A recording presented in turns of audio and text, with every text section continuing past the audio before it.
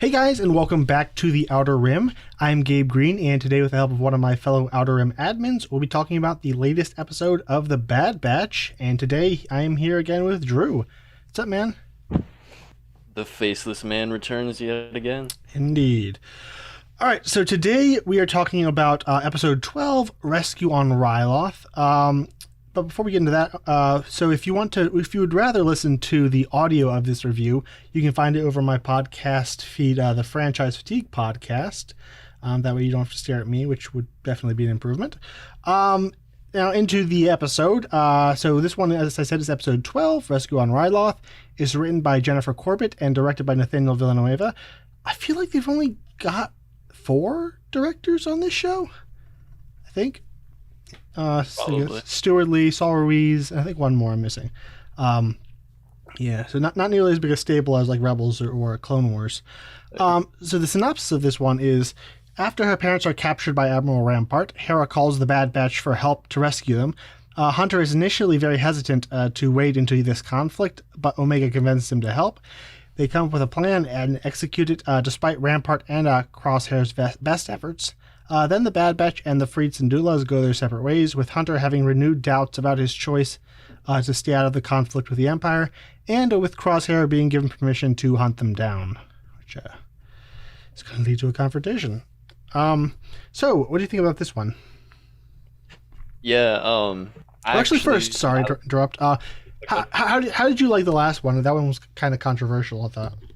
Yeah, I loved it actually, and I didn't see any of the like negative reactions from some people beforehand when I watched it, because I watched it like a few days late, I think. Okay. And so like I just went in not really knowing anything, and I was super surprised to see Hera, but I was also really surprised that it kind of just took a back seat from the Bad Batch and like just showed like Hera and these other characters.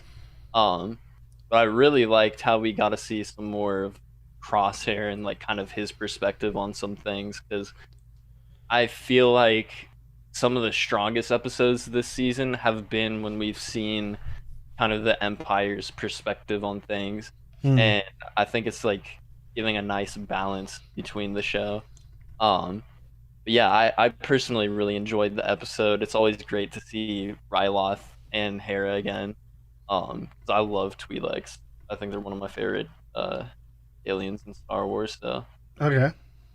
yeah, I really like the French accents. Oh yeah. Was that something established in the movie, or is that exclusively a Clone Wars thing?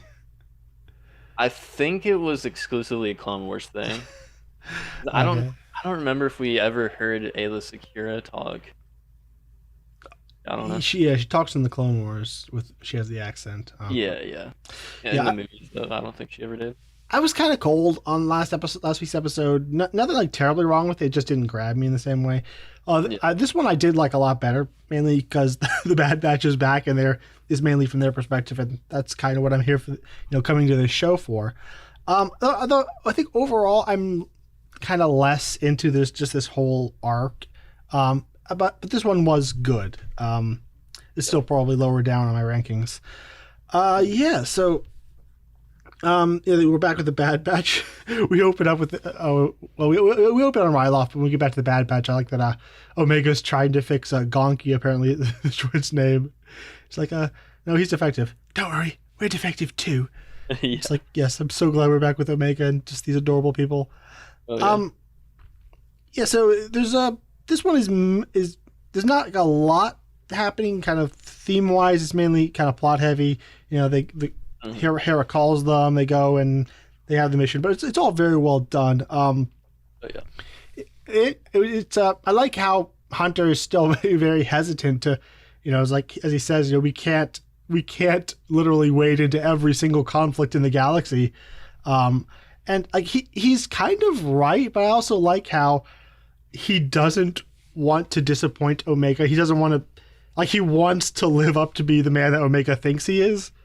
Yeah. And so he kind of just, it's like, okay, I'm going to go on this stupid suicide mission because I don't want my little girl to think less of me. Yeah. And I actually really liked, I can't remember the exact quote that Omega had. Um, but like Hunter was like, yeah, like we can't like be helping everyone in the galaxy, you Why know? not? And then she's like, why not? This is what soldiers do, right? And I was like, it's kind of like everything that she's learned from this entire season is like kind of coming to fruition, and she's like really understanding what it means to like be a soldier and all that. And I thought that was just like really neat to finally see that. Yeah, and it's speaking to this weird limbo that the Bad Batch have found themselves in, where they're, they deserted the Empire, and they keep saying like, we're not soldiers anymore, we're not soldiers anymore. But that's all they do is go on these missions and rescuing people and doing all these things. Like, what are they? They're kind of, they haven't found a new way of life. So, yeah, they're still soldiers apparently. Mm-hmm. Yeah, and so yeah, we go to Ryloth. Another thing I really enjoy is what's the clone guy's name? Captain Hauser. So I'm really enjoying his character as a clone with a conscience. And so, what are your theories? So, as far as like his relation to Order 66, do you think it never happened to him? Did he? I guess did the effects of Order 66 wear off with time? Like, what are you thinking? Like, they never really explain. Yeah, like, what's this guy's deal? That was super interesting to me. Because I'm like, I feel like he probably did experience Order 66, but I'm wondering if like, because I can't remember, like, is Order 66 strictly just for the Jedi? That's what was one of my theories. Like, did it only happen to clones who are in proximity to a Jedi, with the rest just kind of swept along with it? Yeah, because like, yeah, that's such like an interesting concept, and I hope they kind of expand further on that because, yeah, just the whole time I was like, all right, like, why is he acting this way? Like, mm-hmm. it was very interesting. Like, and they've had stuff like this before where we wonder like what's Omega's deal, and they explain it like 10 episodes later. So I do expect an answer, but it is kind of odd that he's just there and there's no explanation. Yeah. But I do like that position of him being the soldier who this is not. He seems to be the Republic captain, liaisoning with Cham Syndulla throughout the entire Clone Wars. And so now, like, he fought here as a freedom fighter, and now he's realizing he's just part of another occupying tyrannical invader, just like the Separatists were. Yeah. And so he's tried to balance his relationship with Cham Syndulla. That's always fun. And so, were you confused about Orn Free Taw's status last episode? Like whether he was dead or not? Yeah. That was fun. It was weird. Like, we spent a while talking about it, but apparently he was only injured. They didn't clarify that last week, but he is still alive, which they said this episode. So that was just a really strange choice of writing, how they handled it last week. It seemed like he died because they just like shot him, and then it was right like in the head. Okay. Yeah, like usually that means dead. And they just kind of left him on the ground. It's like no. They didn't act like, oh, there's a wounded man. It's like, oh, he's gone, whatever. Yeah, and I like going back to the Bad Batch side. I like how Hunter doesn't agree to go on the mission until Hera and Omega actually come up with a plan. Mm-hmm. Like they have to go off and make the plan there, and then come and pitch it to Hunter. It's a decent plan. It's a very Rebels plan. Like when they were having Chopper go in, mix with the droids and sneak in and try to turn the thing off. Like that's something that's happened so many times in Rebels. It really felt like that. And going in to rescue people from an Imperial base, that whole thing it brought me back to that world, which is a lot of fun. Yeah, I personally like really love.